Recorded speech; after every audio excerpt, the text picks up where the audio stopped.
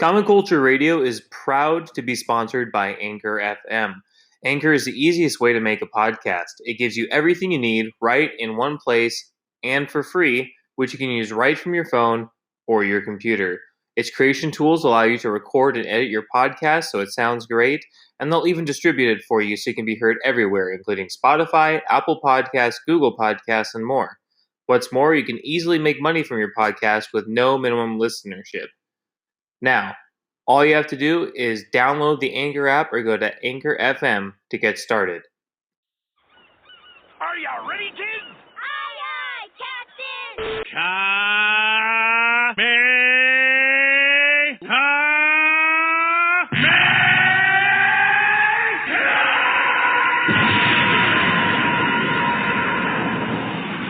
We interrupt this program to bring you a special report. My name is Jeff. I am Iron Man.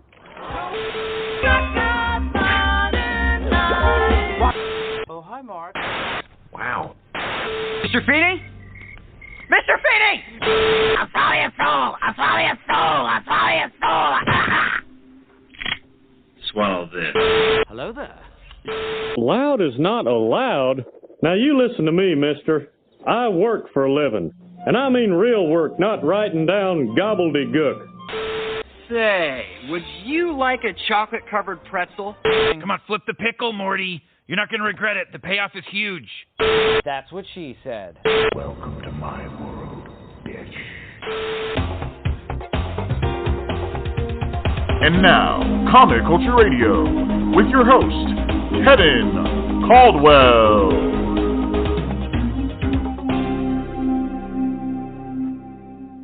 Alright, so this is Kevin from ComiCulture Radio. I'm super stoked to be talking with Justin Warner today. Justin is an accomplished chef, cookbook author, fellow nerd, and recurring judge on Guy's Grocery Games, as well as the host of the web series Marvel's Eat the Universe, where Justin creates dishes inspired by our favorite Marvel heroes. Justin was also the winner of the 8th season of Food Network Star on Food Network. Thank you for taking the time to speak with me today. Yeah, hard to believe I did all that stuff. Well, this is what I was told, and if it's not true, you can correct me at any time. But, yeah, I'm really stoked about this. So let's go back to the very beginning, your birth. No, but seriously, when and where did your love for cooking come from? Well, I've always been a huge food enthusiast, really. The main difference that I had growing up versus a lot of other people is that my parents never really inflicted their judgment or likes and dislikes for food on me. If I said, I want to try sushi, they would say, no problem. Even if they didn't like raw fish, even though sushi is really about rice, not raw fish. But, they just were very encouraging of my desire to try new things. And I think that is kind of where it all started. And I just always crave trying something new. And as I get older and older, that's harder and harder to find. Yeah, absolutely. I've always noticed that the younger kids start trying new things, the easier it will be for them to try new things in the future. But if kids only ate X, Y, and Z as a kid, it'd be really hard to get them to try new foods later in life. Yeah, absolutely. And so, yeah, I'm just very fortunate that I had that sort of upbringing. I mean, neither of my parents were exceptionally good cooks. I was just always really crazy about food. And one day, one time I won the spelling bee, so I got to go to D.C., all expenses, paid trip, whatever, and I had read in the Washington Post a review of a really high-end restaurant with a wall that changed scholars and all this crazy stuff. And I guess I couldn't have been older than the 8th grade, maybe. And sure enough, got to go there. That was my first real fine dining experience. My parents had no problem, shelling out for that, even though it was paid for by the spelling bee. But yeah, they were just like, yeah, go for it. If you want to eat at a high-end restaurant, by all means, do it. That was Michel Richard Citronelle, rest its soul. That's really awesome that your parents were supportive of that. So what was the path from you learning how to cook to appearing on Food Network Star?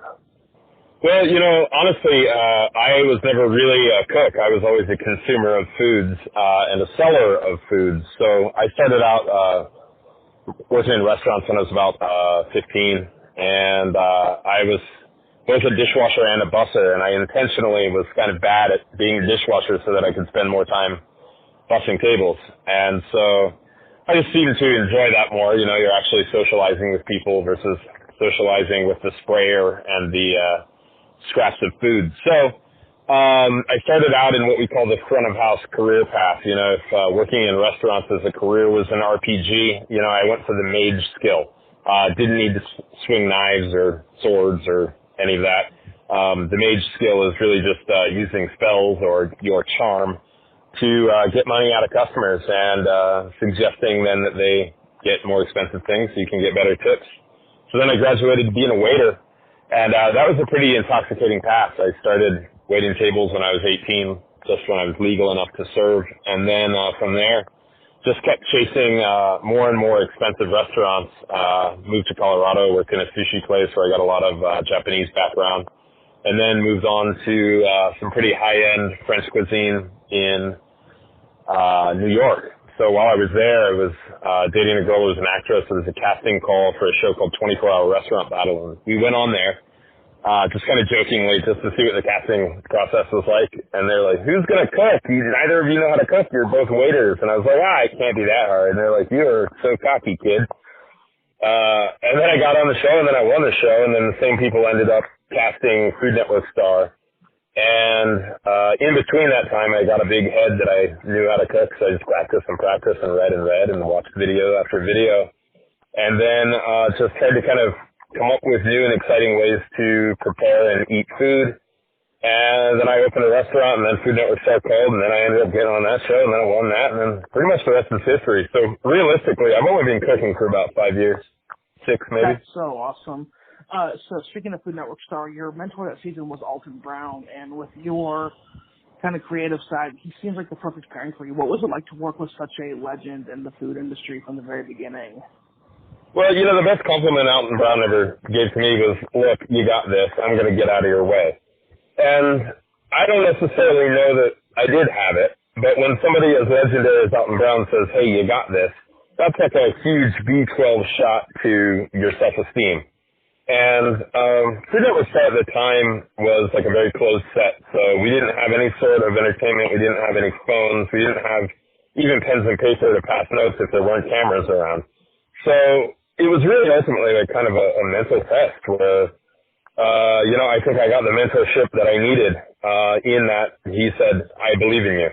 And that was pretty much it. You know, he did some minor course correction throughout the season, but ultimately I just kind of went in with the confidence and the understanding that this is mine to win. And it just kind of happened, man. I wish I could say a whole lot more about it, but truly, like, that was the biggest compliment anybody has ever given me. I believe in you. So is that going to go on Justin Warner's gravestone? I believe in you, Alton Brown. I don't know about that. I think I just want a 3D printed in marble foie gras donut as my headstone. That was something I kind of came up with on my own, and then that launched my restaurant success and kind of my success as a chef outside of TV. And when that happened, I knew that I could play the game of New York restaurateur. You know, did all my own PR and marketing for that sort of thing. So then I realized, well, hey, I know how to sell things on the internet. And then it became this kind of viral hit. And I was like, wow, I did something. Cool. Yeah. So besides your obvious passion for cooking, you also have a passion for nerd culture. Where did that stem from for you, and how did you meld that into your cooking?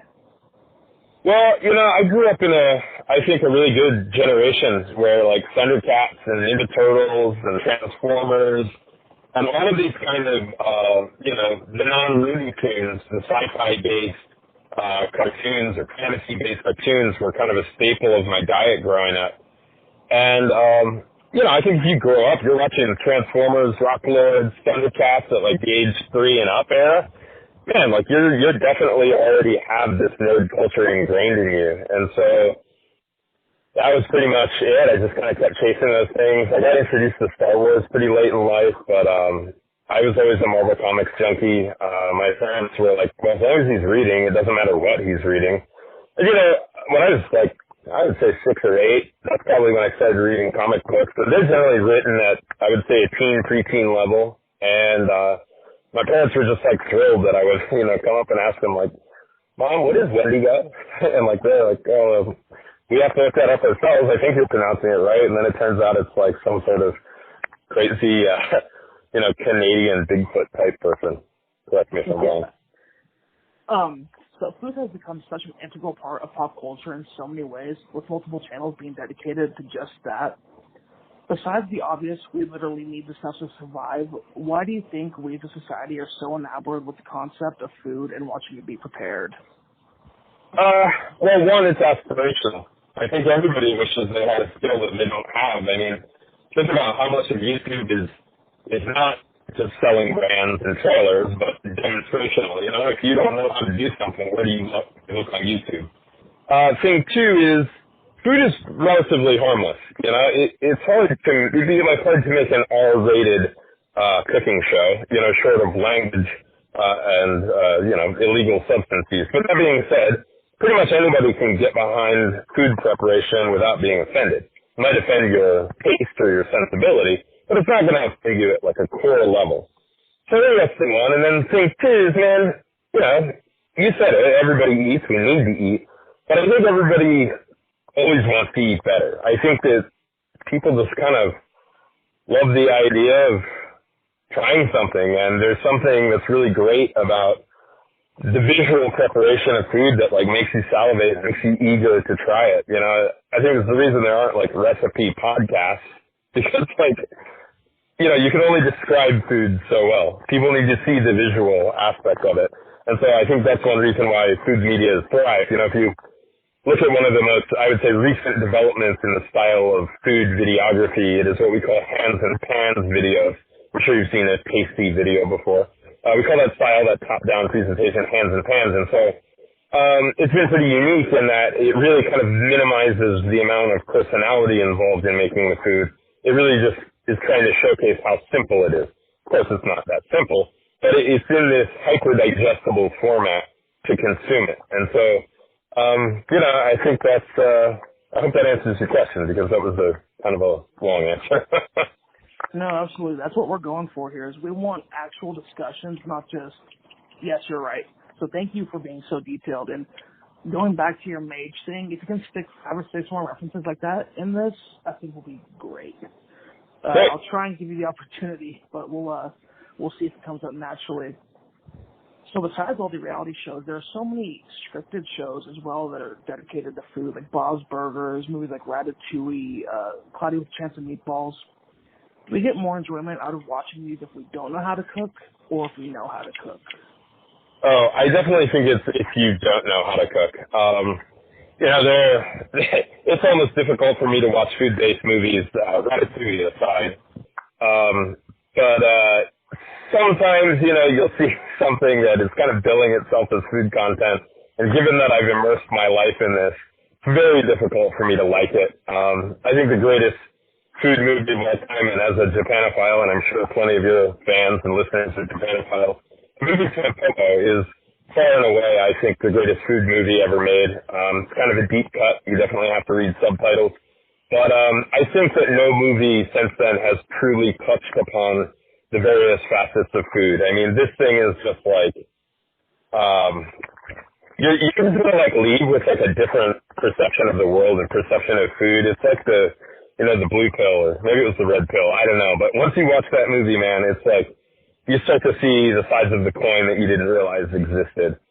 So anyway, I think people love watching those movies if they don't know how to cook, because they don't know when the movies are fibbing or when the movies are not technically accurate. One of my favorite scenes in Ratatouille is simply just the shuffle of the kitchen clogs. It's kind of this view of defeat from the rat's eye view. And I wear those clogs to this day. I'm wearing them right now. And so they even paid attention to that detail. And I think that is, something that a lot of people who produce food should pay a little bit more attention to that thing, because authenticity, I think, lies in the details. You have to really have a detailed understanding, because when people are nerds about stuff, they're going to call you out on it.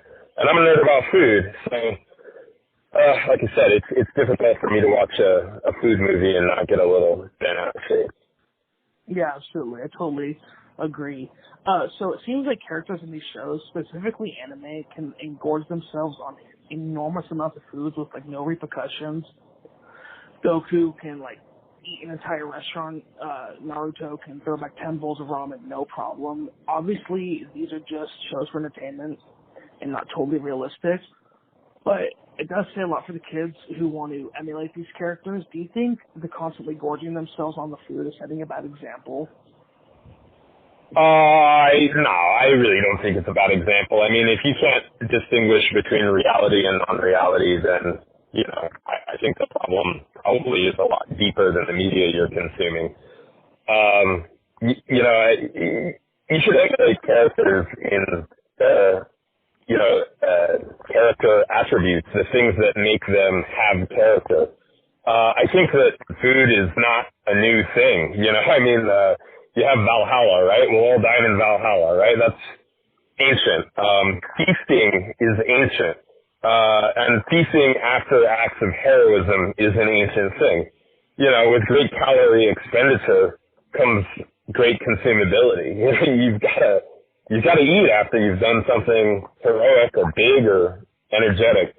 And so, you know, I think that question kind of echoes, you know, a bunch of things floating around the internet these days. Like, oh, video games to blame for violence. Like, come on, man. Like, some of the greatest works of literature and greatest works of art depict violence. But it's not to get people to emulate them. That's for damn sure.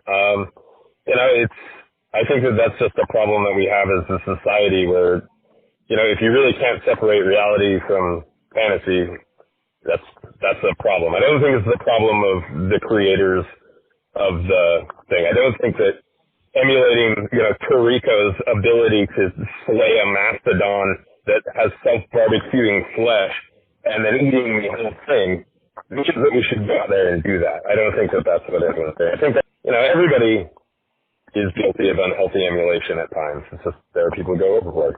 Sorry, that was I really love that you brought up the violence of video games because I've played Grand Theft Auto since I was like 10, and I never once thought about going and shooting up a school or something like that. So I think you're right that if there are issues that stem from that, they're deeper than what they're watching on TV. Yeah, I mean, come on. Like, violent images have been around forever. You know, some of the holiest texts in the world depict the destruction of cities. You know what I mean? Like, destruction and creation are just like two sides of the same coin. They both represent power.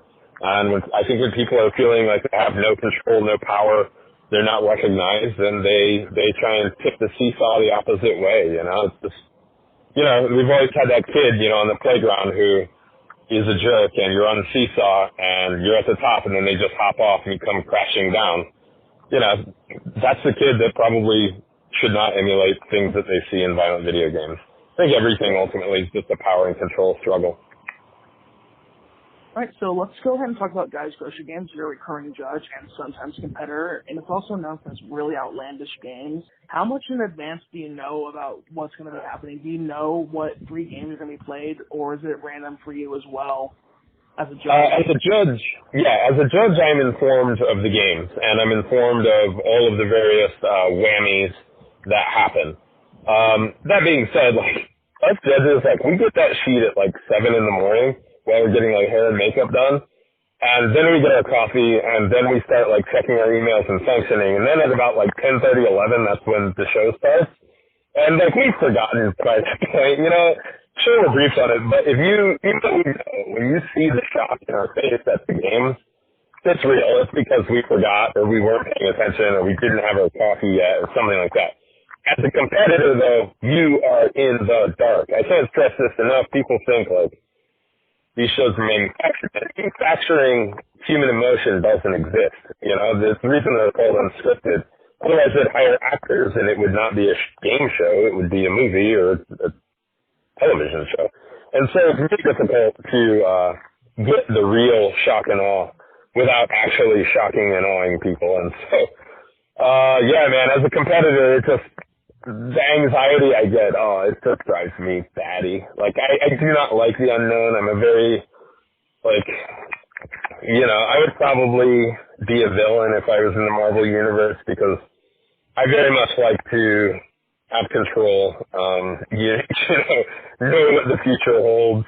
You know, I'm like kind of like a Dr. Doom, like, you know, Reed Richards, I thought one step ahead of you, you know, like, if only you had the intellect to plan as far as I have, you know, I'm that sort of guy. And so when you're on grocery games, you don't know the 3 games that are about to inflict carnage.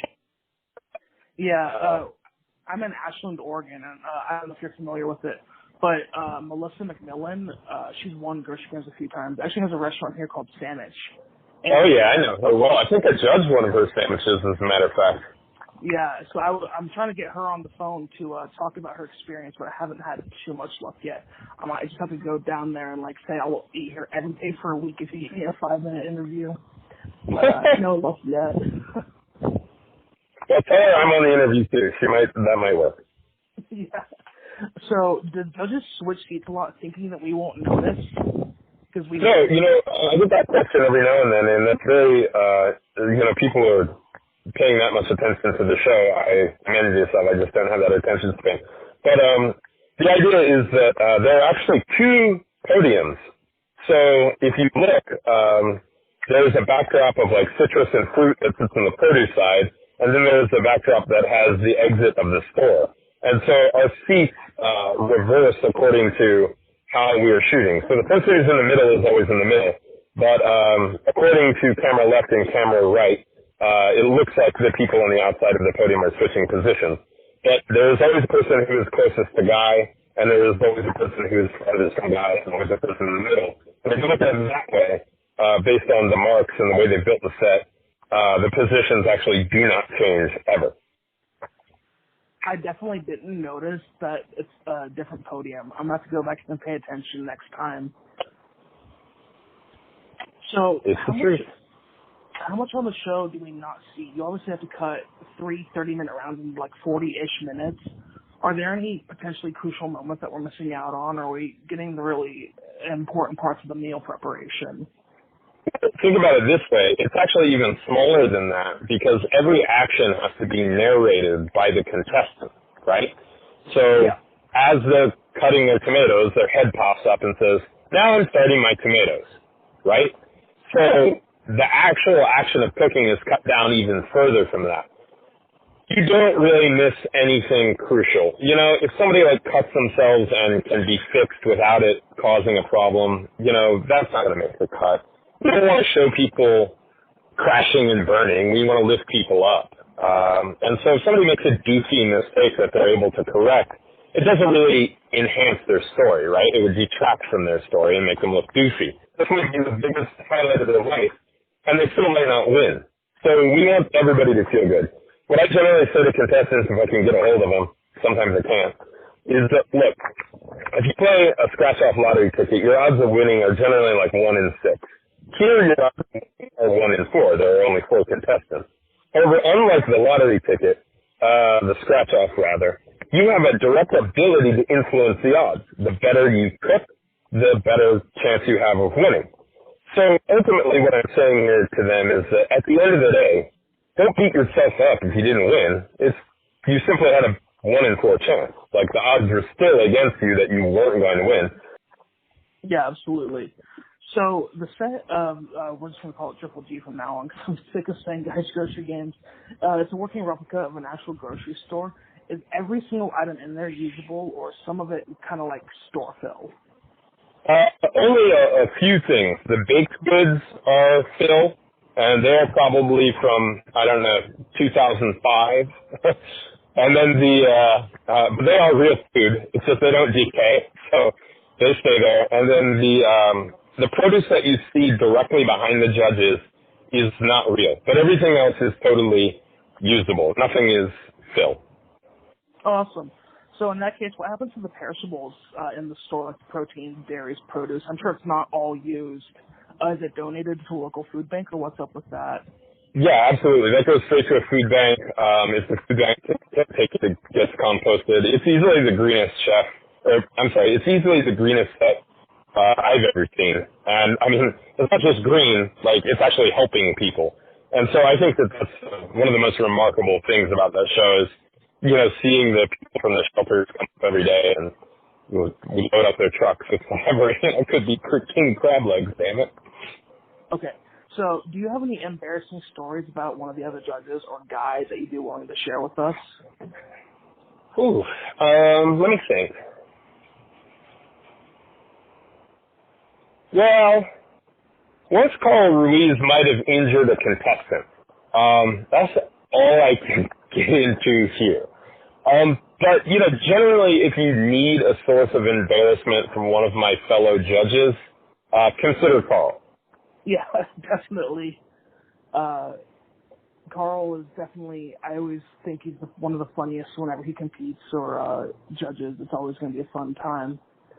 Obviously, I do have a favorite, and I'm interviewing him, but that's a totally different story for another time. Oh, shucks.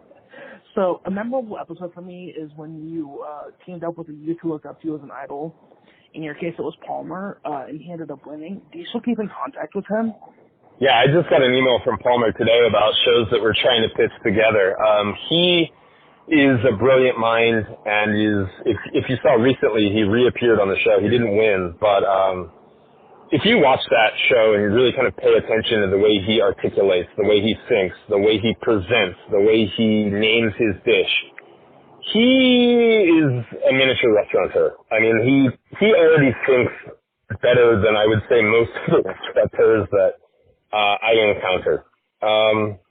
He just has a knack for this. He understands how to sell things, and that's what a lot of the show is about, like selling yourself, selling the dish, and selling your ability to do these things.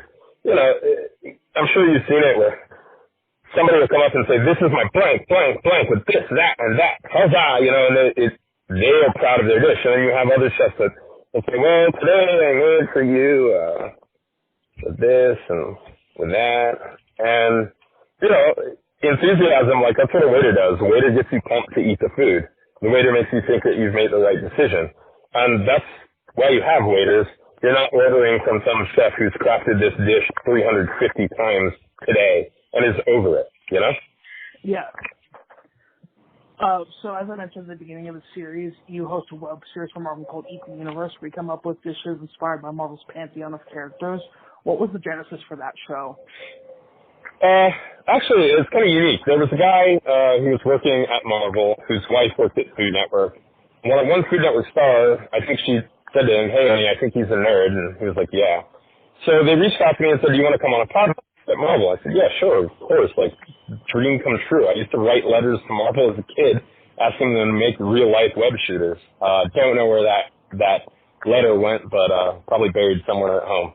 Anyway, so heck yeah, well, dream come true. So I go to their office, and I'm just chucking and diving with them. And I'm like, hey, guys, like, if you ever want to make some food content, let me know. Like, pretty sure I can turn anybody into an edible dish. And they're like, oh, really? Like, we'll see. And so they tried that concept out with a couple chefs, but I just kind of started, like, I just killed it. You know, like, I don't know how to better describe it. And just, you know, this show's in its second season, and I imagine there are more in the pipe. And it's just a way that I don't know if it's a gift or a power or my own mutant thing, but I just, I can see food and see characters in food. Maybe it's synesthesia. I don't know, man, but it doesn't come unnaturally to me. It rarely ever is work to create a dish inspired by a character. And so I think they saw that, and then we shot a couple little kind of, I don't know, proof of concept videos here and there, and then they were like, hey, let's try making this a full-fledged show. Let's get him a set. Let's get him some guests, and let's see what he does. And then, you know, episode 1 was a Phoenix and Cable hot chicken bowl. And that thing was connected on so many layers. When you have chicken and egg in the same bowl in Japan, they call that oidaka. It literally means like mother and child or family. And so Jean Grey and Cable, you know, Jean Grey is kind of this like stepmom to Cable, and in theory, depending on which branch of Marvel you're looking at. And so we made a dish that was not only delicious, not only should it have been created in advance, right? A hot chicken and egg and rice bowl, sign me up. But it also made sense to the characters. It was spicy, phoenixy chicken. You had the scion that then looked like this Cable glowing eye. And it worked. And then we made Venom pasta that looked like Venom's costume. And then it just keeps working and working and working and working. And, you know, we have fun with it. Sometimes it's a little bit of a stretch, but that's humor and that's fun. And so that's where it all started, man. And now it's really trucking. It's definitely my baby. I love that show. Yeah, absolutely. Is there a character you haven't done yet that you would like to? Pretty much anybody that I haven't done, I would like to do. I got some things in the work that I think are going to be tales to astonish. But yeah, man, I don't know. It's tough because like the deeper cut you go, the less the audience really knows about it. So it's kind of tough because, you know, there are the characters that are in movies, and that's what I would say, like, you know, the C rank fans know about, and then there are characters that you would read about in the comic books. It's like B rank, but then there are like the A and S rank fans that want the crazy weird stuff, the characters that only appeared in one, you know, brief comic book, you know, from 1966 and so on and so forth. So really it's difficult, man, because I love them all. And the funny thing is that even if I'm assigned to work with a character that I don't really know so much about, Marvel provides me with plenty of source material. So I can dive into this world and kind of discover it fresh. And if it's not fresh, I discover it then from the perspective of chef and creator. And so it's kind of fun because I feel like these dishes actually get to flesh the character out a little bit more. And it's like I get to provide a little bit, it's not canon necessarily, but I get to provide a little bit of support to this character or these characters. And that's like a real honor, you know? Like when I grew up, I was drawing superheroes and had little books on how to draw little pencil frames, and, you know, the average superhero is 8 times the size of their head, and now I'm not an artist by any means, but I still get to create, and I get to create within the Marvel Universe, and that makes my day. Yeah, totally. Did you ever read the mini-series Worst X-Men Ever by Max Bemis? No, I didn't. I'm sorry. No problem. Just basically his power is he can explode in one time and then he's dead. Like, that's it. So he's like the worst X-Man ever. I definitely think there's a really fun dish in that where, like, I don't know how to, you're the professional here, but just like a dish that explodes and then it's done and over with. I don't know. I always thought it was really funny. That's his power. He explodes one time and then he's dead for forever. Yeah, I mean, explosions are not something that I am incapable of. So, yeah. You know, all we got to do is get that. You know, if Marvel wants us to make the show about that, then by golly, we will. You know, explosions in food happen all the time. When you deep fry something, there are micro explosions as the liquid within whatever you're deep frying expands into a gas rapidly. That's an explosion. You know, you could say anytime you have like a baking soda and acid reaction, that's a little explosion. Anything that is leavened deals with explosions, which is a rapid increase in volume. I don't know. That's what I look at, but who knows? Yeah, and since is exploding and then it's just done and over with. It could be like if there was ever a series finale, that'd be a really fun way to do it. It's because it's just a one and done, and then that's the end of it. But I'm not going to have to do your show. Luckily, the Marvel Universe keeps expanding in all directions, and even when the Marvel Universe contracts and thinks itself and folds in over itself, it creates more Marvel Universe. So I see no end in sight. So you think with our society's obsession with food and comic books, there'd be a superhero revolving around food? Would you ever consider creating one yourself?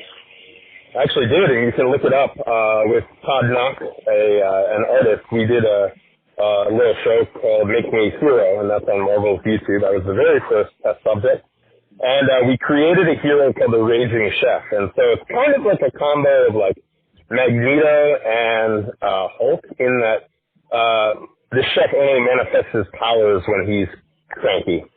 And so his power, though, essentially is like electromagnetism in the sense of induction. So if you've ever seen an induction burner, it basically creates an electromagnetic field that then heats up a pot. And so my idea was, like, imagine if you could control the temperature of metals with your mind. And so that's pretty much it, you know, hot daggers, hot pans, using giant pans as shields, melting stuff with your mind, eventually getting so angry that his blood boils, and that's like when he goes Super Saiyan, and can melt other people. A Super Saiyan reference from someone who's never seen an episode of Dragon Ball. I'm very happy with that. Well, I know how to do my homework, man.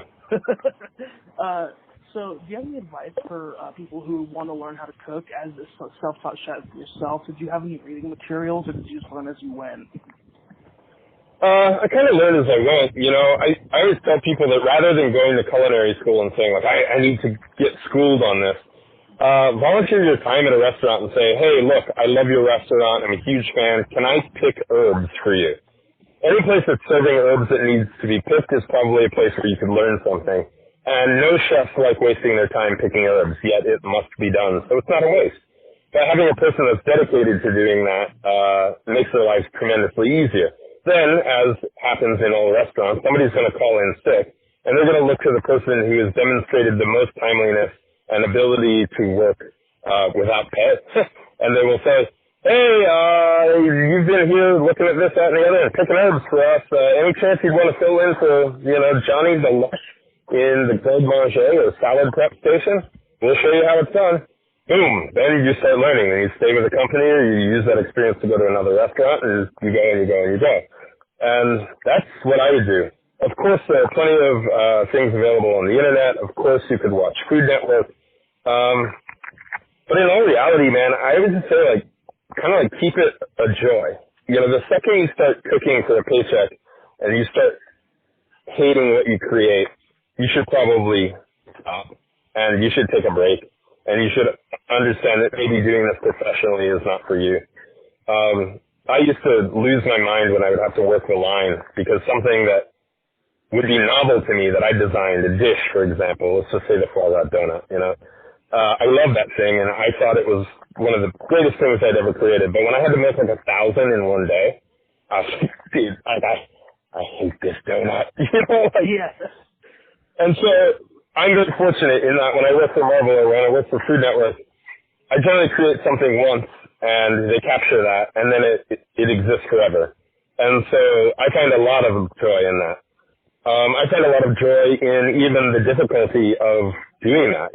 Sometimes we're tasked. For example, we did a thing with M&M's, and M&M's, an amazing sponsor for Eat the Universe. They wanted something that incorporates M&M's, but we wanted it to be something that was tasteful, And so we racked our brain, and we were bashing our heads against the wall, how can we incorporate M&M's? And they're kind of the star of the dish, given that the sponsor is M&M's.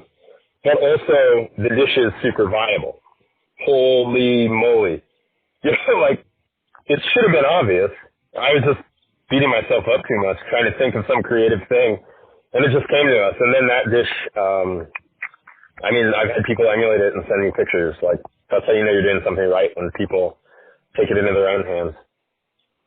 I'm really upset because you just took my next question. It was about the M&M Infinity Gauntlet. So I'm going to just compose myself for a second. I stole my thunder, but that's okay.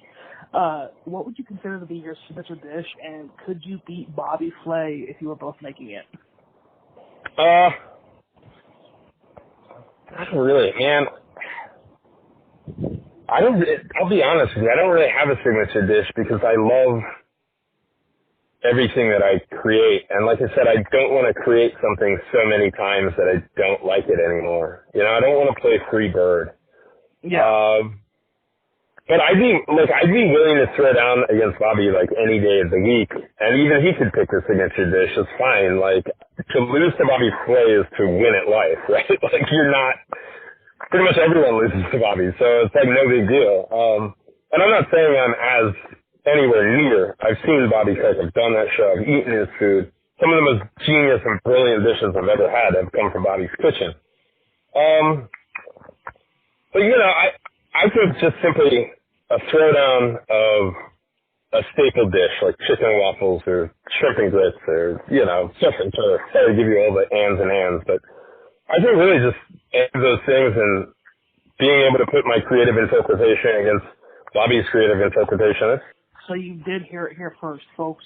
Justin Warner called out Bobby Flay and said he would throw down with him anytime. And if it does happen, I am taking full credit, and you can't stop me. No problem. I don't know how big of a pop culture fan Bobby is. I don't know. I think he's more into like the Hamptons and horse racing. But hey, we're all our own nerds about our own things. We'll just send this to him directly, this one little clip, and he'll be like, "Is that Justin? It's on." You wouldn't be surprised. Is there any food that you wish would get more of a spotlight in pop culture? And conversely, is there any food that you wish we'd see less of, not necessarily fast food?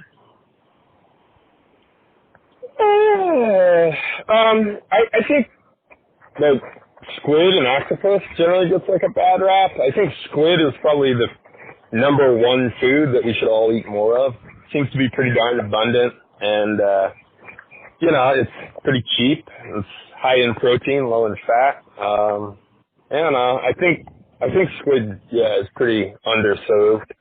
And generally when you see squid or octopus, it's used as like, it's like a gross out trope, you know, like, ew, octopus, or is my food still alive? You know, that kind of stuff bums me out. There was a video that was posted on Facebook recently where, I want to say it was a UK newspaper reported and shared it, that a chicken carcass was so alive that it jumped off the table at a restaurant. And I was like, my dude's like, that's a hot pot restaurant. That is not a chicken.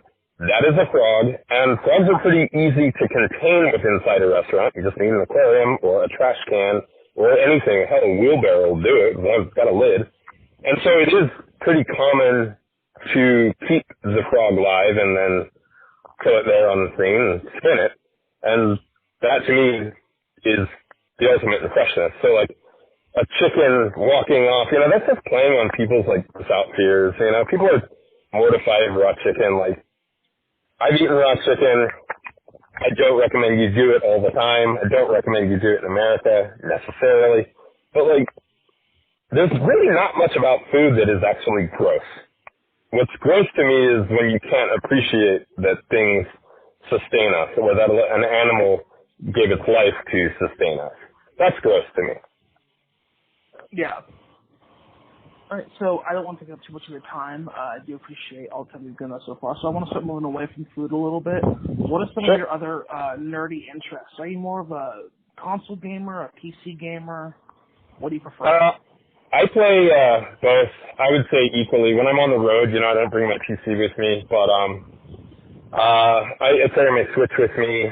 In my RV, as I was touring across the country, I had 2 Switches, 2 PS4s, a gaming PC, and a couple tablets and laptops. Like, I pretty much can't be without games. It's just my life. Like, I was kind of explaining to my gal the other day that, like, my default mode is play video games, right? Yeah. To cook is not my default by any means. To eat, maybe that's default number 2. But there have definitely been times where, like, I'm playing a game in siege mode and, like, I forget to eat and it's just not happening. Like, when I'm on set, generally I get being on set is all about, like, energy regulation. So, like, you can't over-caffeinate, you can't under-caffeinate, you can't overeat, you can't undereat. And then when I'm on grocery games, I'm eating or sampling 9 plates of food by the end of the day.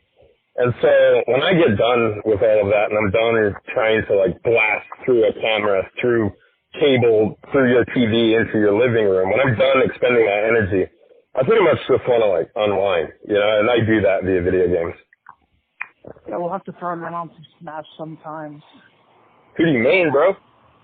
Kirby, for sure. Oh, yeah? I pick... Oh, nice. I love Greninja. I pick random every time just to show my finesse and skill. I play Smash Brothers not to win, but to humiliate, to embarrass, and for, like, high-flying maneuvers. I could care less about who wins. All I care about is how good I look doing it. And so I start by picking random. But if I had to die with one character and only play Smash as one character for the rest of my life, it would definitely be Mr. G and Dubs. Okay. Maybe I don't want to play with you then. The one character I hate playing against is Wii Fit Trainer. Like, if I have to play against Wii Fit Trainer, I'm like, oh my gosh, this isn't even going to be fun for me. What, you don't like saluting the sun? I don't like getting smashed. They have really good rebound against Kirby, and I don't like it. Sorry, my dude. Yeah, it's okay. I'll move on from it. Who would you say your favorite Pokemon is? It's tough, man. I got the Pokemon that like stole my heart first was like Meryl, and then the Pokemon that I think I like the most in terms of like aesthetic and overall evolution to design is probably Abracadabra Alakazam. Simply because of spoons, and like he's a 151, and I also like think I would probably be a psychic type if I had to be a Pokemon type. Like it definitely wouldn't be one of the elements. It definitely wouldn't be Ghost, Dark, or Dragon. Certainly not Fairy. So like, not Poison. Maybe Bug. Some people could argue Bug. Not Steel. Not Fighting. Psychic. Yeah. And it's got spoons. I love spoons. Mine is kind of it's a 151, but it's in Alolan form. I like Alola Raichu, so he's flying and psychic and electric all packed into one, and he looks cool. Yeah, not to mention he swags and surfs. Yeah, it was right on for a long time, but then Alola Raichu came out. I'm like, I have a new favorite. I dig it. So, what is the secret to the perfect pompadour? I use the hairdryer. I'm one of the few dudes I know who do. I also don't get clippers used on me, short of trimming around the ear, sideburn, back of the neck. I do an entire scissors cut. And if you walk into a place and they say like, all right, kid, what's your number? You quietly walk away. That's where you go to get your like hair cut, not your hair done. Big difference. Number as in like on a razor. Oh yeah. It was like, 3 on top, 2 in the back. Yeah, okay. So you just signed a multi-album deal with Flavor Town Records. What is the name of the big royalty? That's a good question. I actually got my start in showbiz by rapping about wine. Yeah, it's kind of like the backstory. I just knew that I could perform, so I'd write these rap songs about wine. They're on YouTube if you dig hard enough. And they look good if you're like a huge wineophile, but like if you're not into wine, it will make no sense to you. But anyway, it'd probably be let's think of a good. I'm trying to think of it. It would be Nape Consistency. Okay. Are you familiar with Nape Consistency? No, I'm gonna have to. You can explain it to us, though. That'd be fun. Yeah, nappe, man, that's a French term for thickness, a texture. So if you were to dip a spoon in something and you could run your finger across the spoon and the spoon would come clean, yet where you did not touch the spoon, the sauce were to adhere, that is called nappe consistency. So think about if you stuck the spoon in heavy cream versus in water, right? Heavy cream is going to stick to the spoon. You stick it in water, it's not going to stick to the spoon. And so that's what I call that's what they call nappe consistency. And for me, I also like the idea of forming a Nappy Roots cover band called Nappe Roots. Oh, that would be awesome. So, if you were a Microsoft Office program, what program would you be? Word. Hands down. Word. I feel like. Yeah, definitely. Yeah, I mean, I'm definitely not a numbers guy. I hate numbers. I just had to do my taxes today, and that was horrible. I'm not into like PowerPoint. I would rather give a rousing discussion without visual aid. What else is there? I know there's some other things, but those are like the big three, right? Yeah, those are the ones that I cared about. They can't revoke your high school diploma years after the fact, can they? I don't think so. I barely got mine in the first place. I cheated my way through Excel. It is my least favorite program in the entire planet. So, if anyone's listening, I didn't cheat. I got it all by myself. Excel, a program of squares designed by squares for squares. Exactly. So, what is your favorite kind of cheese?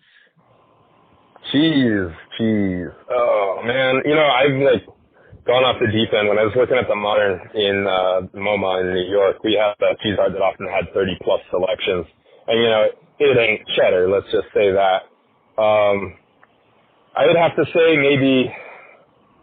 Oh God, there's so many that I love. Any sort of aged Gouda or Gouda, if you're not into speaking the language, I would get behind. There's a cheese called Grayson that I want to say is out of Virginia. I really like anything Cowgirl Creamery does. I like Truffle Tremor and Humboldt Fog. I like any sort of quark or fresh cheese is great. If I had to pick a blue, probably be Queso de Vallejon. I want to say that's wrapped in chestnut leaves. Super blue. Like, that thing will fight you. It'll like, fight back. Yeah, man, I think it's difficult, man. I'm not a very favorites-oriented person because, to me, it's about context. A slice of American in your underwear at 2 in the morning, that rules. Eating some mummified cloth-bound cheddar in the countryside in England also rules. Got to have some 30-year aged cheddar when I was in England, 10 years ago. Let me guess, it rules. Yeah, dude. You know what I mean? Context is the key. Have you ever had Road Creamery Blue? It's, we have the famous Road Creamery here, and they're smoked. Yeah, most definitely, dude. Yeah. Yeah, it's named after the river. Yeah, exactly. Yeah, we're 15 minutes on the road river, so their creamery, we go there all the time. Dig it. I'm jealous. Yeah, I'll have to send you some time. Have you ever had Old Croc from Australia? No, not yet. It's aged white cheddar, and it's obviously Australian. It's so good. I know cheddar's not your favorite, but you definitely need to try it because it packs a punch. I'll add it to my list. All right, so Justin Warner, 10 years from now, what are you doing? Where are you? Oh, I ask myself that question a lot. Certainly, I don't really like thinking about the future or even the past. I like thinking about what I got to get done. Period. Waiting tables, cooking. It's just Tetris, man. You just try to get rid of the damn bricks and get to the next level. So it's probably more of that. I don't know. I know where I need to fill in some holes in my food repertoire and knowledge of gastronomy, but I don't know that I want to actively pursue those. I want some wonder and enjoyment to be left in that world for me to discover as I carry on. Like I said, I've been in food since I was 15, but I've really only been cooking for 5, 6, 7, I don't know. I don't even keep track of time. That's how little I actually focus on it. Yeah. But, I still want there to be wonder in this thing that I love. And I don't want to even come close to conquering it because I love the discovery. And you can't discover something twice. You can rediscover it, but then you're just rekindling. But I would also like to kind of move into other sectors. I'm coming up on my second cookbook. Have some ideas for third and fourth. I really enjoy writing. I enjoy all aspects of creation. I just got a complete in-box Mario Paint. Maybe I'm going to make a Mario Paint TV show. That'd be fun. Yeah, dude, compose my own music for it, it'd be incredibly difficult and time-consuming, but I think it would be worth it. 10 years, I don't know. Maybe I'll run for office. I don't know. As I toured the country in the RV the past year, obviously I spent most of my time not on the coast because there are only 2 coasts. Well, 3 if you count the Gulf of Mexico, which I was there as well. And I found that there are a lot of stories that aren't really being told or being told as loudly as they could be. And I found that everywhere I went, even though I was this recovering, New Yorker, I seemed to get along well with pretty much everyone. That could be because I'm, trained in PR and navigation of social situations, and I've received the training from Food Network to handle interviews without saying something ridiculous. But mostly I think that, food is such an incredible unifier, and that I think there's, the reason that we overuse the expression break bread, I think there's a lot of truth in it. And so maybe I'll run for office. I don't know. Mayor of Flavortown? No. There's only one mayor of Flavortown, and it's a somewhat totalitarian regime. It cannot be toppled. I would go for city council or alderman of Flavortown, maybe registrar of wills. Okay. Second in command, just not the top honcho. No, I wouldn't even go second in command, man. I'm a much better character actor than I am a main character. It's just who I am, I do better on the sidelines. I don't know why, but sure, I like to exist. I'm writing a book called Tertiary Characters, and it's all about the people that we meet once in our life and how they have an influence on us. I like that. And, yeah, I'm about halfway through with it. It's just a lot of short stories about the person you sit next to on an airplane and how you might say something to them that radically changes their life, but you'll never see them again. So just stuff like that. It should be pretty fun when I get it done with. Oh, I'll have to check it out. Sounds great. Yeah, absolutely. I'll shoot you over a copy if I ever get it finished. So what would we find on your iPod that would surprise us the most? Deep, dirty London electroclash. Pretty heavy southern U.S. trap. A lot of 60s music I really love. I listen to the 60s on 6. Shout out Flash Phelps, my favorite DJ, on Sirius XM. I really love shouted that. Out XM show on an FM radio show. Sorry, my dude. Times of day are changing. No, it's okay. That's totally fine. We'll just edit that part out. No, 60s on 6 is great. 90s on 9. I'm not a huge fan of 80s on 8, but it seems like they just play the same stuff over and over again anyway. Yeah, I think both of those channels I think the great thing about all of those channels is that they kind of capture the spirit and are indicative of the era. And I think 80s and 90s, there's a lot of regurgitation going on. I find that, you're less likely to get this crazy beat cut that just blows your mind. But sometimes I'll hear a cover, or a B-side of a 45 on 60s on 6, and it's whoa, what was that? This is wild. Yeah. All right. Yeah, hold on one second. Sorry, I'm on an interview. What's up? No, go ahead. Edit that out. It is the end of the world, and you're teamed up with 3 other guys rush games judges to survive a zombie takeover. Who do you pick? 3 other grocery games judges. Artie Sakura is definitely up there. She's easily one of my best friends in the food biz.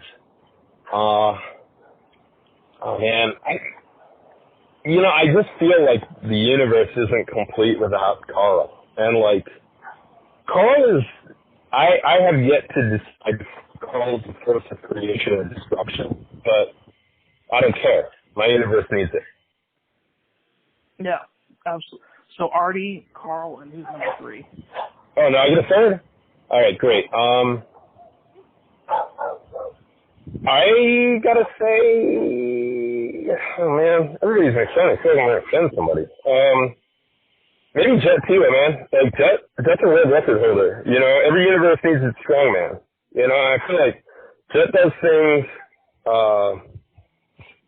Jet is very logical in the way he approaches things, and from what I see of Jet, Jet's done a ton of creative things. But if you say, Jet, I would like pad thai, he will make you the absolute greatest, 10th edition, pad thai that is perfect. And there's something that I enjoy about that. Somebody who can deliver, You say, Jet, build me a car. He will build you a car. You say, Jet, I need a rocket. He would give you a rocket. He's just very multifaceted and kind of a perfectionist without being fussy. Yeah. So mine would be Justin Warner, Artie, and Bomac. Oh, I like Bomac too. That's a good choice. All right, so final question, and this is probably the hardest one out of the whole interview, and I hope you're ready for it. I saved this one for last for a reason, because if you have the wrong answer, I'm probably just going to hang up on you. Does pineapple belong on pizza? You know, the way you phrase that, belong, the answer is no. Nothing belongs on pizza. But can pineapple be cooked? Can pineapple exist on pizza? Yes. Anything can exist on pizza. Okay. You have the best answer I've ever gotten for that, because I've worded it in such a way that I don't want a straight answer, and you didn't give me one, and I appreciate that. Yeah, you know, I don't know. Like, I know people love it. So if they love it, great. Like, rather than fighting about pizza, like, let's figure something else out. Yeah. All right, well, I do want to thank our guest, Justin Warner, for taking the time to speak with us today. I know you have a very busy schedule. You're about to jet off to Japan for a month. He didn't invite me, guys. I'm really upset about it, but I'll kind of get over it. Do you have any final words for our audience today? Just thanks for your time and listening to me ramble. Yeah, absolutely. Now we are pleased to talk with Josh Halstead, another podcaster and part of the Faceless Empire family, about his podcast and other fun topics. Here we go. So we're here with my special guest, Joshua Halstead. Josh is my producer, and he's also the host of ComiCulture. Awfully close to ComiCulture, but that's what we're going for here at the Faceless Empire family. How you doing today, Josh? I'm doing well. How about you? I'm doing good. So what I want to talk to you about, if you and I are both really into like horror and a really specific subset of horror, gore and like splatter, why do you think there's such a attractiveness to horror movies? Yeah, I mean, so I could quite honestly write a whole book about it. In fact, I kind of want to at some point. But there's sort of three main things for me. But some of it can be broken down like Stephen King has this great quote where he says that horror is partially an exercise in allowing the most twisted part of you to go for a walk in a safe way. And I think to an extent that's true, where especially allowing your most antisocial tendencies and these sort of bad thoughts and fears and things like that in your mind to go for a walk while knowing you're in a safe place and that nobody's really getting hurt. So I definitely think that plays a part in it. I also think horror is a way for people, for instance, like me, who have very severe anxiety, to be able to experience that anxiety in a safe setting, process through that. And then especially with slashers and splatter films, usually somebody comes out the other end at the end of the movie. Somebody survives. And so it ends on a hopeful note that you can go through that anxiety and that pain and whatever is coming at you, you can get through it. And I think that is a huge draw for horror as well. And that's all sort of deeper psychological stuff. It's aside from just in general, most horror, especially haunting horror and stuff like that, has a lot of influence from German Expressionism from the 1920s and 30s, which is visually gorgeous, and the soundtracks are very visceral, and practical effects that are gorgeous and a beautiful art form of their own with guys like Tom Savini and Greg Nicotero. So I think there's a lot of facets of that, but those are the ones that kind of immediately pop in my brain.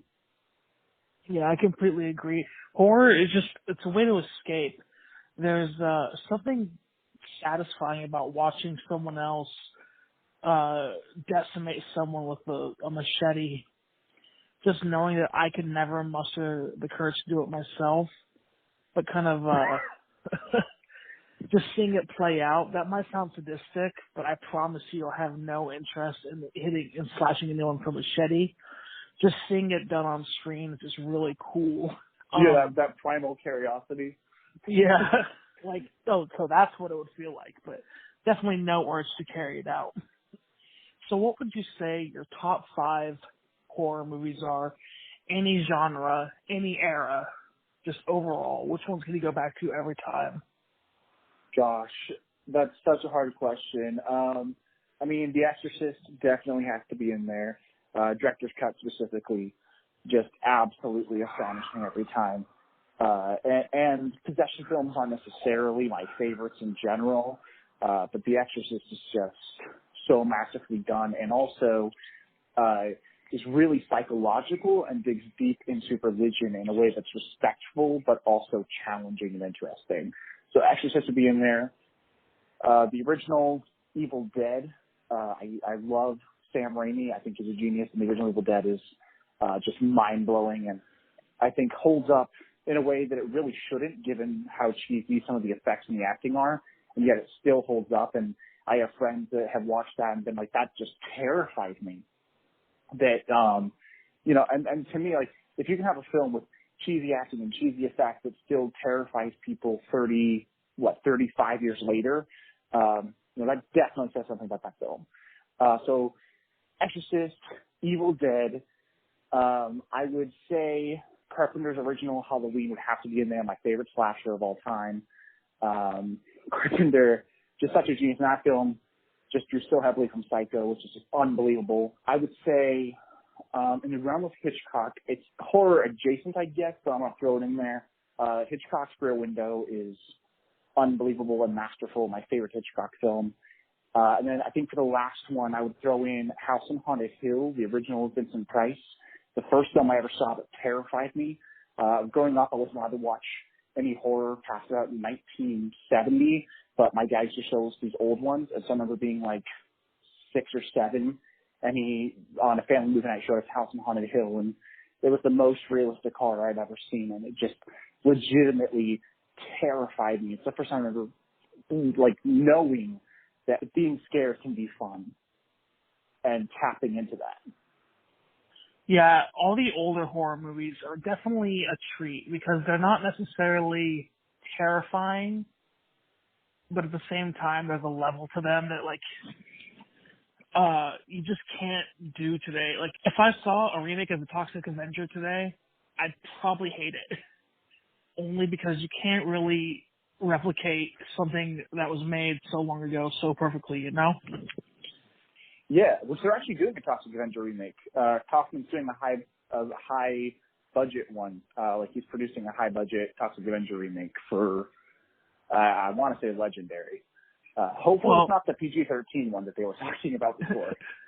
If he's involved, it's different. But and he's talking about Lloyd Kaufman, owner and creator of Choma Films, for those who are uninitiated.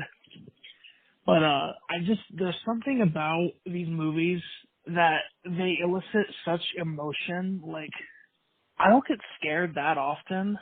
And I think movies keep me in check because I'd kind of become fearless, I think, if I didn't have a way to be scared. Does that make sense? Yeah, absolutely. I think there's something, horror can be visceral in a way I don't think any other genre can be. And for me, I don't get scared very easily, but I do get affected by films. And so for me, something like A Midsommar, which I thought was genius, genuinely unsettled me and, like, drove into my psyche.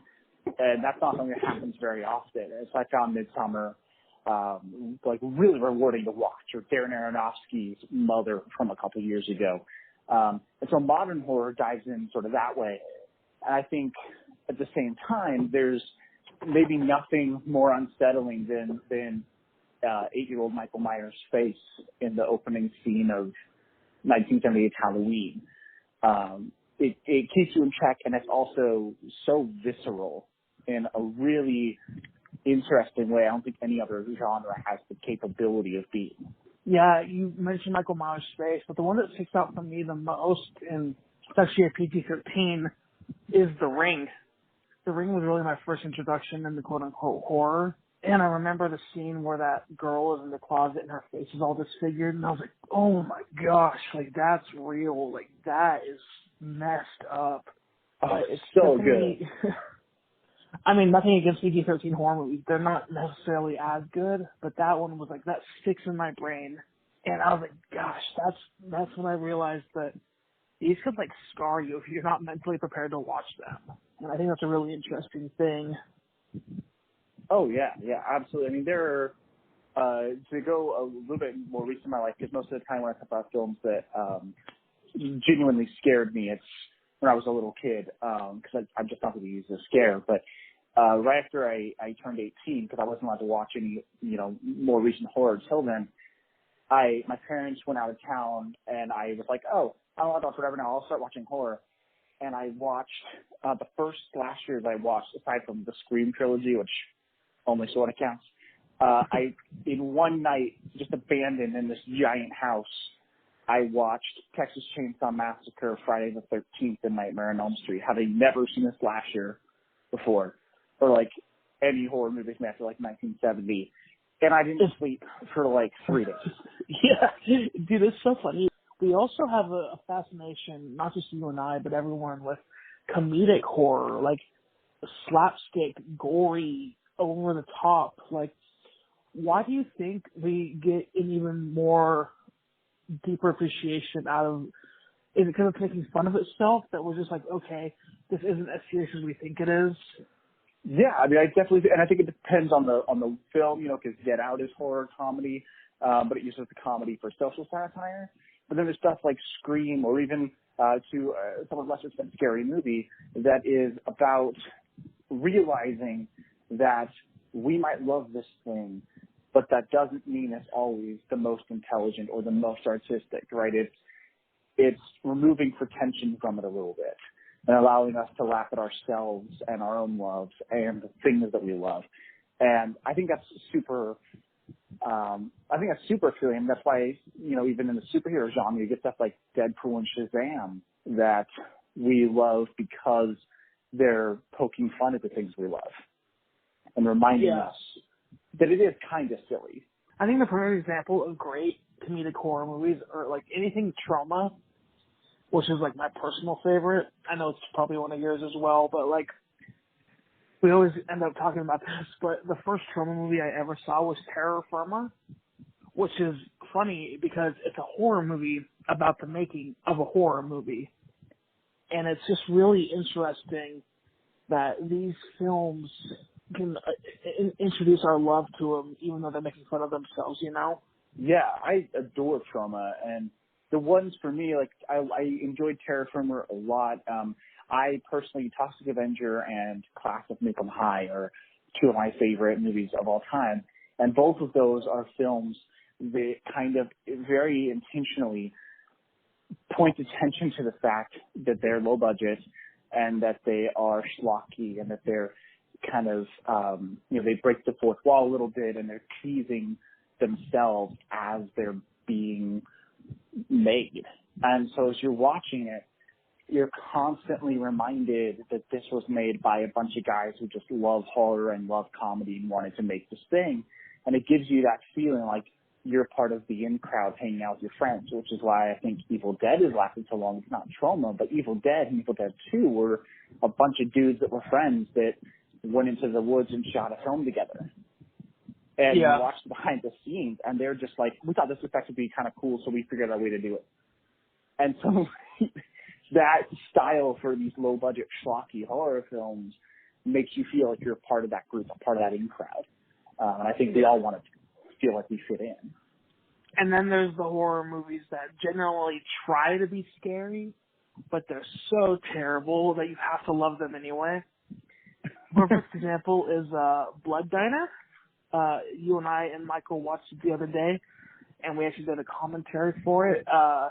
What a crazy ride. I mean, because it really tried, but it was like so over the top and so B that it was almost A, if that makes sense. Just it almost seemed like they were doing it on purpose, but I truly feel like they were trying to actually make a scary movie. Oh, they absolutely were. That's what I love, and that's what we do over on, I guess, free plugs here. We have a podcast that Kevin and I and the other producer of the show, Michael, my brother, do called What the Schlock, and the first episode's up. It's Blood Diner. But it's part of the fun of that is watching these terrible movies that were trying generally to be good. Some of, like Mutilator is one of my favorites of those. The Mutilator was meant as a serious horror film, but it also starts with like a bunch of college students in the cheapest sunglasses ever driving through town in a convertible while an 80s pop song plays. And then freeze frames to show the title. Like, it's like those films, I think, have the fun of sitting there making fun of them. If you watch those by yourself, it's not as fun as, you know, cracking open a beer with a friend and watching it and teasing it. And you get to see cheesier effects. And it makes you appreciate the effects you see in films like Day of the Dead, where Tom Savini did the effects, because you realize people tried to do effects like that and they failed. Yeah. So this is hard to do, and this is an achievement in an art form. You're going to have to listen to the whole commentary to understand this, but there's a part of Blood Diner where the quote-unquote body is quite literally and quite visibly a plastic mannequin. And there's just like, you couldn't have like put a little green screen over like where the arms are supposed to be severed off and like did something about that, like just a little bit, but they're very obviously mannequins. And I was like, okay, like I get you had a low budget, but this is kind of like, come on. Yeah, I mean, apparently Blood Diner was picked up for a little bit by Troma, but it wasn't made by Troma. It was made to be a serious horror film, and then people saw it and went, it's not a serious horror film. And so it became like, oh, it's a schlocky classic. But if you're watching it, I mean, it feels lower budget than most Troma films, which is saying something. I mean, watching it was like watching Terror Firmer almost, like quality-wise, except that Terror Firmer is supposed to look that way. Yeah, Terror Firmer. I watched it at the wrong age, man, because it messes me up. I love it. It's one of my favorite movies.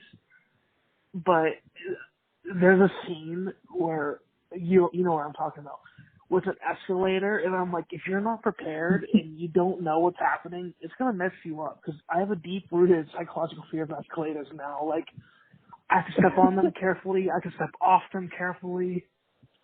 It's a whole thing.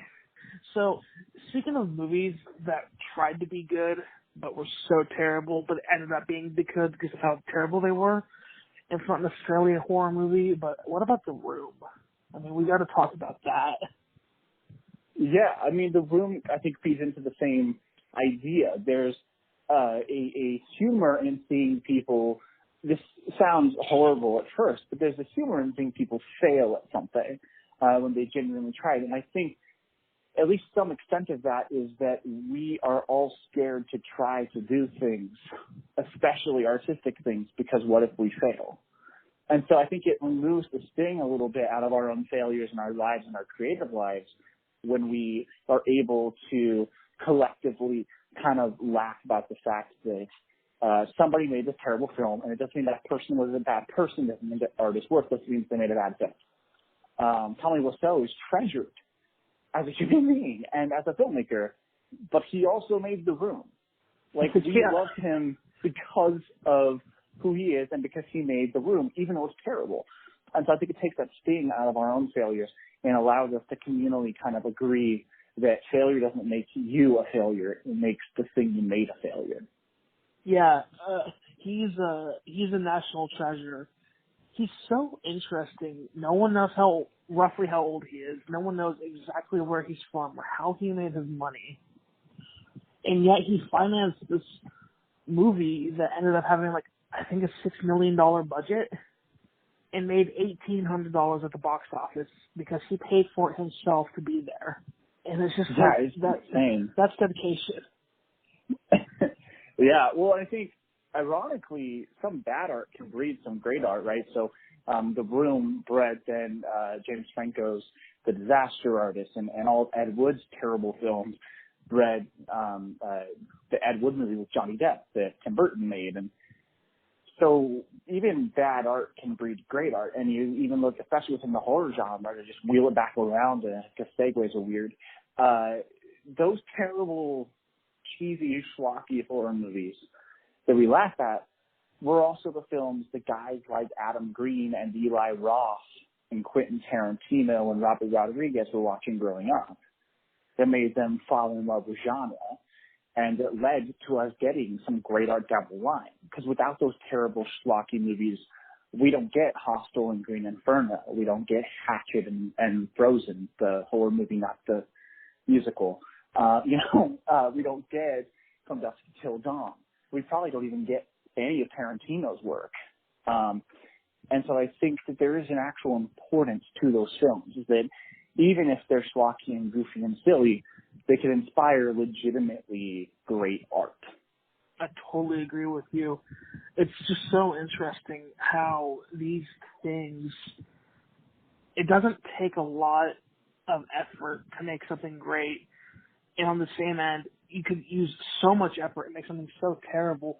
The thing about The Room is, it's made its money back, like, a lot, because they still have showings. Like, he did it. Like, I don't know what exactly he did, but he did it, because people still go to the theater to watch midnight screenings of The Room, and it's just the craziest thing. Like, why in particular is that movie so standoutish? Like, why do we go and say, I want to watch The Room? I can't watch The Room by myself. I have to be with other people. Otherwise, I will just turn it off. It's just too much for me to handle by myself, you know? Yeah, no, absolutely. I had come up with a theory on it that's super pretentious and boring, so I won't go into it in detail. But I come up with a theory on it that The Room is actually a masterpiece and everyone misunderstands it. And the basic idea is that The Room is absurd not because Wiseau doesn't want to make films, but because he was making a film about the absurdity of life and human interaction and about our deep-seated social anxieties. And then leave it to Franco to perfect it. Yeah, exactly. There's I don't know if you've seen it, the Comedy Central roast of James Franco, where they just poke fun at him like the entire time. And his final statement was like, this isn't a roast, this is my grand masterpiece. And I was like, yeah, man, like that's totally, I could see Tommy actually knowing the thing was going to be terrible, but just the pure shock value of it was going to be enough for people to like be interested in it. Yeah, absolutely. That roast was really, really good. I was surprised by how well, particularly Seth Rogen did in that. Yeah, Seth Rogen, he's definitely, he's not given as much credit, I think, as he deserves. I mean, he's obviously insanely famous for being funny, but I don't think he gets enough credit for how smart he is. Like, if you really think about his humor, there's a deeper level to it than I think people give him credit for. He kind of gets stuck with that whole stoner thing, but there's more to him than that. And if you watch the roast, you can definitely see, like, this guy has real talent. Oh yeah, he's absolutely fantastic, and I think him and really that whole gang of people, the guys that grew up with Apatow in the early thousands, have really, really evolved comedy. Because in the 90s and even the early thousands, a lot of adult comedies were just teen comedies for adults. It was, here's a bunch of stupid sex jokes and two-dimensional characters. And what they did was they met people in the middle and went, we'll make those sex jokes for you, but we're also going to deliver a actual emotional, powerful story. In the case of stuff like Knocked Up and This Is 40 and 50-50 and that kind of stuff. Yeah, and another good one is, did you see Apatow's series Love? Yes, I love that series. What a masterpiece. We've really gone off from away from horror, but that's totally fine. That whole series, and it ended after 3 seasons, but I think that if it would have gone any further, it would have started to go downhill because it's a finite story, and I think they ended it exactly where it needed to. Oh yeah, absolutely. I mean, I had no idea who Paul Rust was going into it. I didn't even realize Apatow made it when I put on the first episode. I literally just saw that it had the girl from Community, and I was like, oh, I'll watch this. And it was not at all what I was expecting, and it was just so brilliant. Yeah, I think the only thing that I knew Paul Rust from before was that really terrible I Love You, Beth Cooper movie. There's a scene where Beth Cooper's boyfriend like breaks into his house and like threatens to kill him. I'm like, dude, just call the cops. Like, this dude broke into your house. It was so funny. But I think yeah. Michael owns that. Oh gosh. Oh man, yeah, love Apatow. They're all geniuses. Anything he's involved in, I'm gonna watch. 99% of it, I'm probably gonna enjoy. Yeah, I mean, even when he works with people I don't generally love, I think we disagree on this one, but, I'm not a big Amy Schumer fan at all, but I really liked the movie he did with her, Trainwreck. I think partially because I'm a huge Bill Hader fan, so it carried the movie a little bit for me. But even that, I didn't see it in theaters because I was like, I really don't find it funny, and I watched it on Blu-ray, and I was like, oh, this is actually a pretty good Apatow film. Wasn't John Cena supposed to be in that? I didn't see him at all. Oh yeah, he's in it for. I think he dates Amy Schumer in it for 2 scenes. Really? I didn't see him. Yeah, it was just a little tiny thing. He was. Gosh, I'm gonna need you to Google. I don't see John Cena. You can't see me because I just had a whole awesome joke and you blew it by taking it seriously. So thank you. Oh, I get the joke now. Dang. I forgot about that. I totally forgot about that meme. I'm not hip with the jive, I believe is how the kids say it. That's such an old meme. It's not even hip at this point. I don't know any memes for the most part. I remember overly attached girlfriend. Dude, the OG. Not the OG. One of the OGs. My online interneting is basically studying movies. That's all. Grumpy Cat? I know Grumpy Cat. I was sad when Grumpy Cat died. But I know Grumpy Cat because of Grumpy Cat's Christmas. A movie. Lifetime movie. Yeah. A Lifetime movie starring Aubrey Plaza. That movie was so much fun. I'm not even slightly ashamed to say I like that movie. We might have tangented off of horror a little bit. Yeah, and we do gotta kind of have to wrap things up a little bit. We're going on 30 minutes, but you're gonna be back on all the time, and I'll be on your podcast. If you had any final words for the ComiCulture crew, what would it be? You know what? This has nothing to do with comics, but I'm going to borrow from John Green for this. Now more than ever, watch Harvey. Yeah. And just because it's comic culture doesn't mean it's all comic books. When's the last time a Comic-Con was strictly about comics, to be fair? I mean, it's a huge part of it still, but, I'm not going there to get my Spider-Man #1 graded, if you know what I'm talking about. Yeah, absolutely. Well, thanks so much for having me, man. Yeah, it was super fun, and, like he said, I'm on his podcast with the Schlock. We talked about Blood Diner, and we're doing it, once a month? Yeah, once a month. Yeah. And what's the next movie? Do we know yet? We don't. You said you wanted to pick, so I'm waiting for you to pick. Oh, I thought it was okay. I thought it was next month. I'll pick this month though. No worries. All right, man. Have a great rest of your night. Thank you so much for speaking with me. Yeah, absolutely. You as well.